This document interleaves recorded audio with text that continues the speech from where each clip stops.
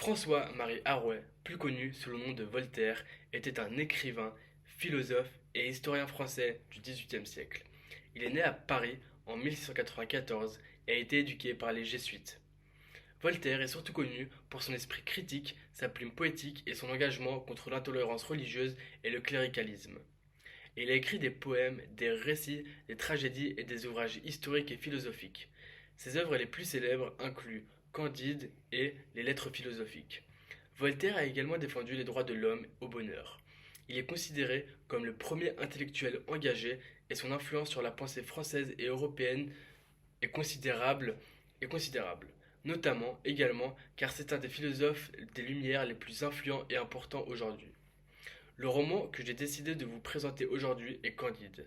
Candide ou l'optimisme. C'est un conte philosophique écrit par Voltaire en 1759. Il raconte l'histoire de Candide, un jeune homme naïf qui croit que tout est pour le mieux dans le meilleur des mondes possibles. Au, au cours de ses aventures, Candide est confronté à des événements tragiques qui le font remettre en question cette philosophie optimiste. L'œuvre est une satire de la philosophie de Leibniz, qui soutenait que Dieu avait créé le monde de la meilleure façon possible. Voltaire s'oppose à cette idée et utilise Candide pour critiquer les institutions sociales et religieuses de son temps. Les thèmes de l'œuvre incluent la critique de la guerre, de la religion, de la philosophie et de la société. Candide est également un récit de formation dans lequel le personnage principal apprend à voir le monde de manière plus réaliste et à devenir plus tolérant. Les trois arguments qui m'ont poussé à choisir ce roman comme coup de cœur sont ces trois suivants. Premièrement, son ironie subtile.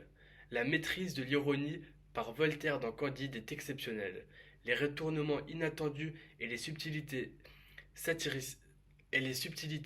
satiriques font de la lecture une expérience intellectuelle enrichissante, offrant au lecteur une perspective unique sur les événements et les personnages.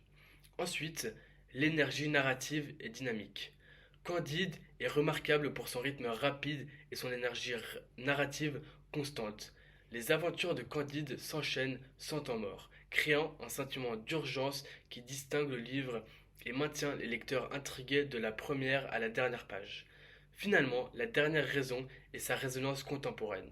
Bien que c'est écrit au XVIIIe siècle, Candide aborde des termes intemporels tels que l'injustice sociale, la quête du bonheur et la critique des autorités.